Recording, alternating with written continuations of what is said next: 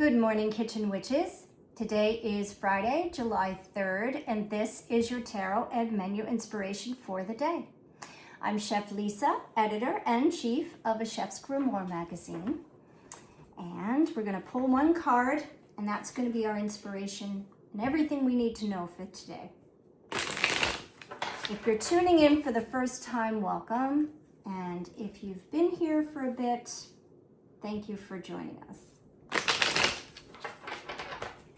So let's see what our card is for Friday, July 3rd.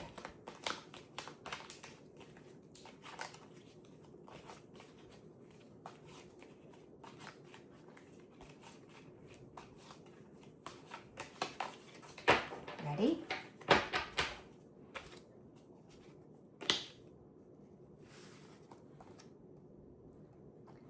The Knight of Swords. A court card. So if you have tuned into this series before, you know in my speaking about court cards, don't get yourself down about these. They're hard, right? The court cards are the hardest ones to read, I think. And the reason is because they're more or less personalities. And although they mean each card, each court card has its own personality that never changes, in people it can. And know that it could also represent you, not other people. It all depends on where it lands in a spread. I mean, it's one of the challenging cards in the deck. Okay, so we know that about the court cards, but we're going to try to make it a little easier. Court cards don't have a major arcana ruling them. They rule themselves. So that also has a little bit of a grappling connotation with these cards, the court cards, because you have to know them. You can't look to something else to give you clues. So the Knight of Swords, swords are the fastest suit in the tarot deck, okay? Swords are all about our thoughts, they're the element of air, they're all about how we think. And we can think a million things in a second, right? We can. So swords are the fastest moving suit. So if you get a bunch of swords in a spread where you're asking a question, more than likely the outcome is going to come to you fast, right? So knowing that, that's helpful, right?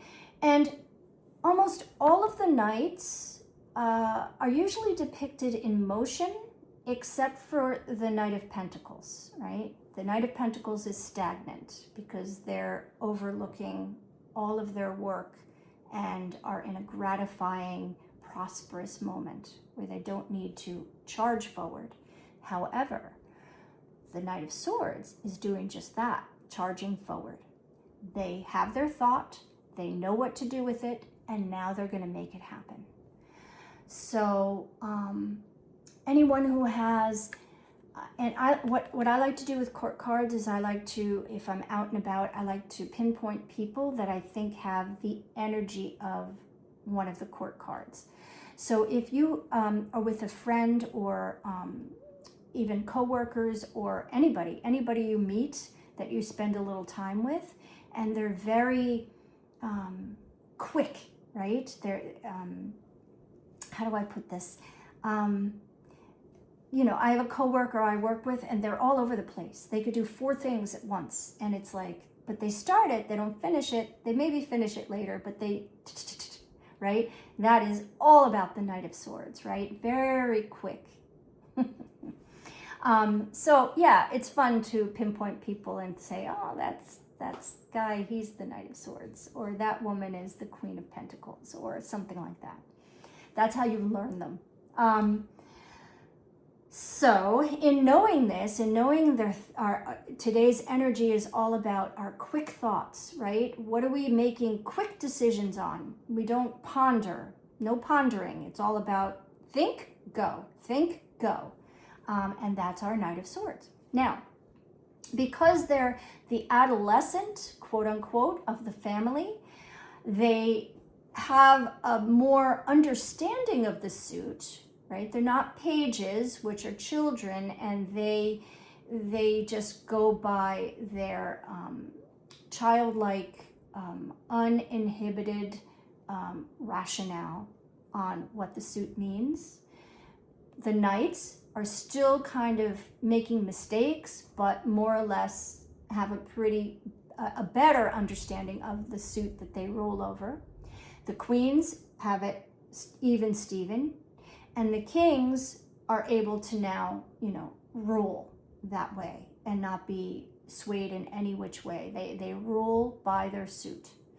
So, knowing that this can still go either way, you have to be careful about your thoughts, right? So if you're thinking something and just do it, maybe after you do it, you're a little like, oh, maybe I shouldn't have done that.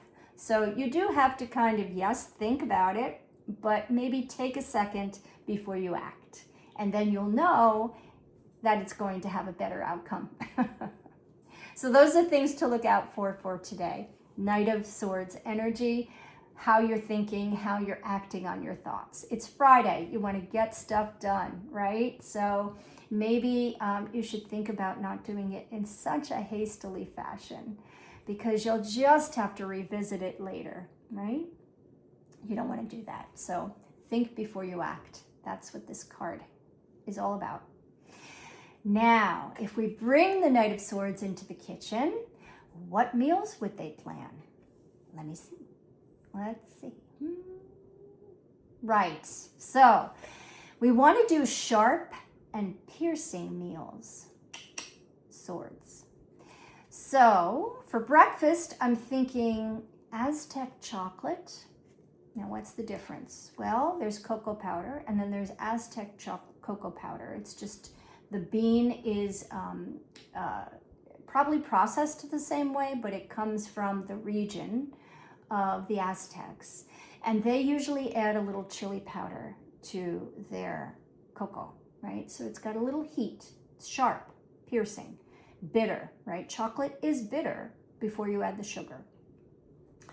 So we're in summer.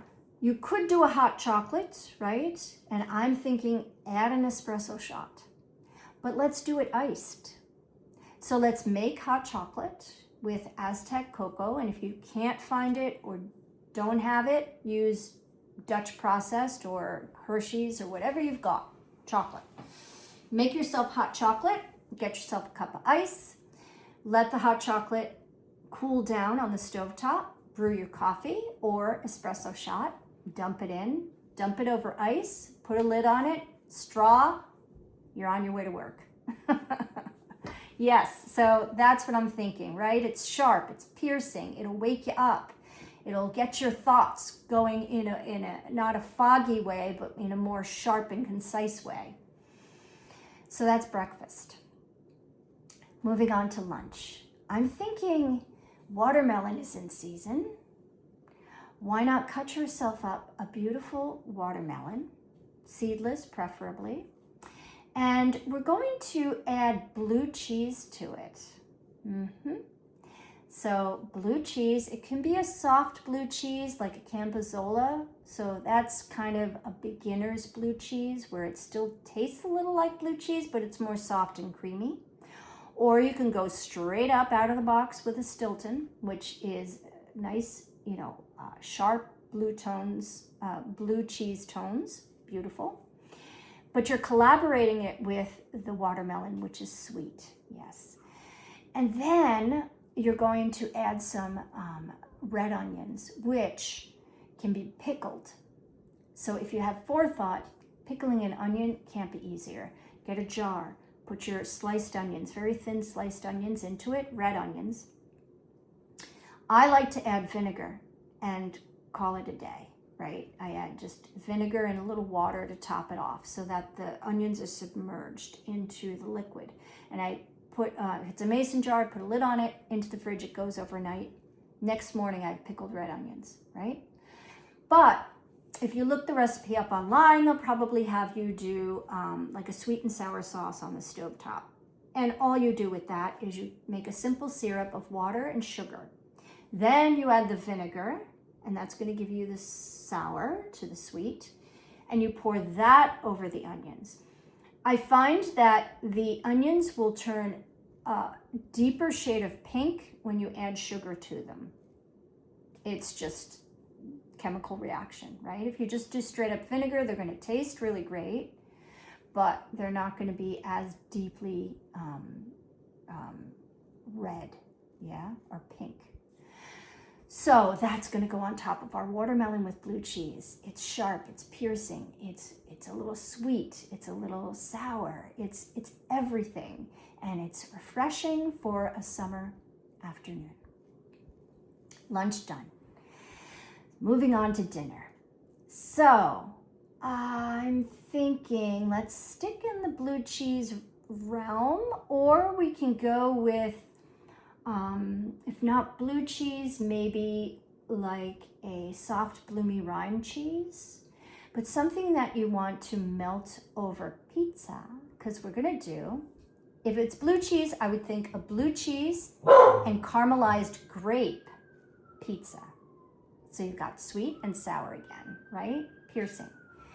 So make your pizza crust, either store-bought or from your pizza shop. You can buy just the dough, bring it home. If you have your grill going, you can grill your pizza dough. So you'd need a cast iron pan, put it on the grill, and put the pizza dough in there and let it cook on one side. Then move it, once it's cooked on one side, move it from the pan to the grill marks, the grill grates. So you get grill marks on the bottom of the pizza. And then you flip it. And with the grill marks up, you can now decorate it, melt the cheese, we were talking about the cheese, caramelize your grapes. So you can do that on the grill as well in a cast iron pan. Do that first before you make your pizza. And if you want to add onions into there to caramelize them with the grapes, yum. But that's going to go on top of the pizza. I'm thinking blue cheese because it'll really be sharp and piercing, but you can use a bloomy rind. Again, a camembert or brie or anything that's brie-esque. Melt it over the crust. Add the grapes. Add the caramelized onions. And really anything else you want to throw on there, but that's the base. Delicious. Serve that with a salad. Good to go. And the Knight of Swords would approve. All of these meals are kind of quick, right? And like we said, they're sharp, they're piercing, they'll wake you up, and they're interesting, like the Knight of Swords. So enjoy your day. Make sure you nourish yourself and nourish all those around you with your kitchen magic. I'll see you tomorrow.